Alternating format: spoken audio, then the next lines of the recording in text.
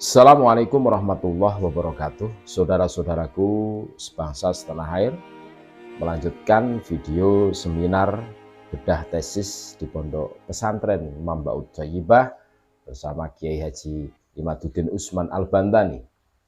Ini menarik untuk kita simak sebagai referensi ilmu buat kita semua tentunya. Daging semua ini. Wah, luar biasa. Kiai Haji Imaduddin Usman Al-Bantani menceritakan bagaimana terjadi masalah di abad ketiga 4, 5, 6, 7, 8,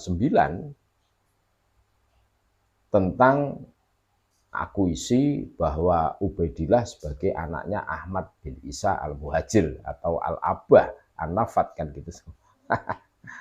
Ini masalah, dan banyak sekali tokoh-tokoh Ba'alwi ini yang tidak disebutkan di kitab-kitab yang muktabaroh di kurunnya. Nah, ini kan masalah juga.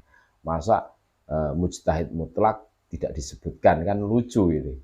Terus tidak punya bentuk tertulis karangan kitab apa kan gitu. Muridnya siapa yang jadi orang besar kan. Seharusnya kan ada. Nah ini sudah tidak mengarang kitab, sudah tidak ada murid yang bisa mengharumkan nama beliau kan gitu. Terus kitab sezaman tidak ada yang menyebutkan, ini masalah. Nah, makanya kita dengar bareng-bareng bersama Kiai Haji Imaduddin Usman Al-Bantani biar kita cerdas. Kita dengarkan bareng-bareng. Kitab nasab dari abad ke-4 sampai abad 9 bertentangan semua.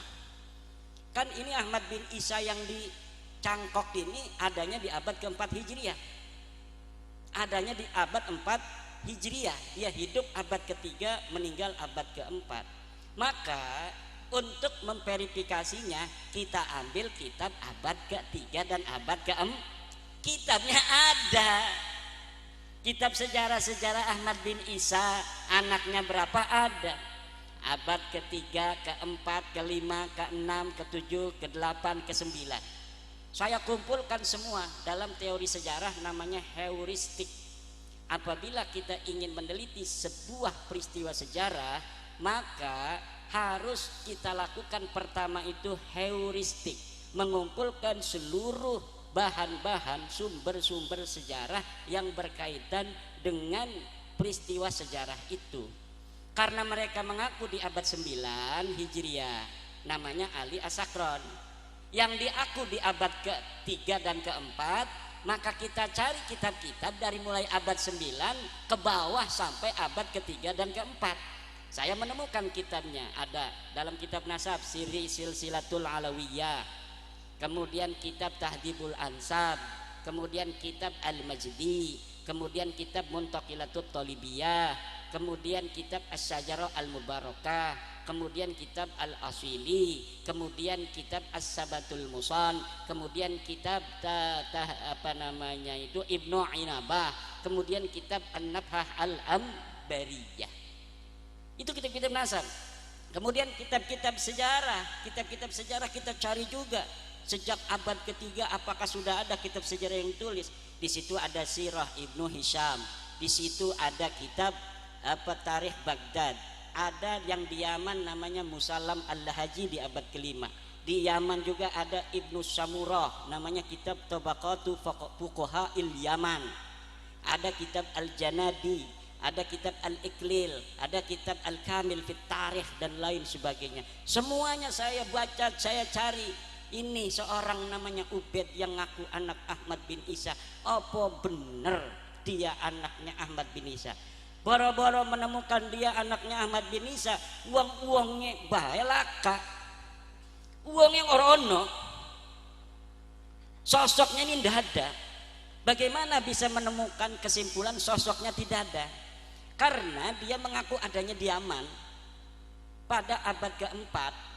Kalau ngakunya di Yaman abad ke-4, abad ke-4 kelimanya sudah ada kitab yang menerangkan tentang fuqaha Yaman, namanya Ibnu Samurah Al-Ja'di. Kata kitab Ba'lawi, Ini Ubaid ini imaman mujtahidan, ulama besar yang jadi mujtahid. Lah kalau misalnya mujtahid masuk dong dalam kitab Tabaqat Fuqaha'il Yaman. Silakan cari bapak-bapak di internet. Truk Tabaqat Fuqaha'il Yaman abad kelima Ibnu Samurah Al-Jadi. Nggak ada itu sosok Ubaid itu. Kemudian katanya dia punya cucu namanya Muhammad Shahib Mirbat. Pada abad ke-7 meninggalnya. Kita cari tuh di Mirbat itu ada ulama-ulama besar yang bareng dengan beliau. Namanya Muhammad Ali Al-Qal'i. Sama-sama meninggalnya di abad itu. Kita ambil kitab sejarah yang menerangkan Mirbat. Kita dapat kitab Al-Iqlil yang menerangkan ulama-ulama di Mirbat. Kita dapat kitab As-Suluk fi Tabaqatil Ulama'i wal Muluk yang nerangin ulama-ulama di Mirbat. Yang lain disebutin Muhammad Shahid Mirbat ini tidak disebutin. Katanya dia gurunya guru, ulama di Mirbat semua muridnya dia. Tapi kenapa murid-muridnya ada, dianya kagak ada? Karena memang itu hanya nulis-nulis saja. Kayak sekarang ini gurunya Anu, ini mendirikan NU, ini menjadi penentu tanggal kemerdekaan Indonesia. Peristiwanya nggak begitu.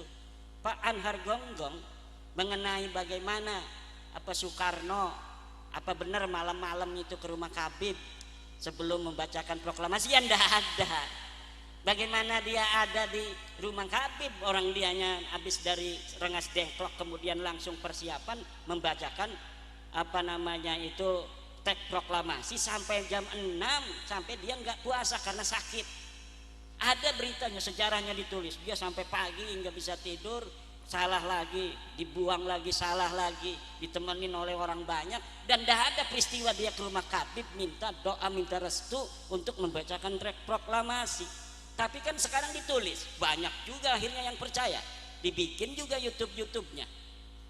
Apalagi kalau yang ngomong orang besar, yang ngomong orang gede, ulama besar, waliullah, ya orang banyak percaya.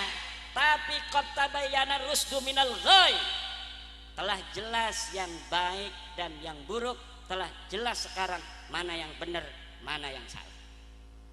Nasab mereka tidak terverifikasi, nasab mereka bertentangan dengan kebenaran kitab-kitab nasab.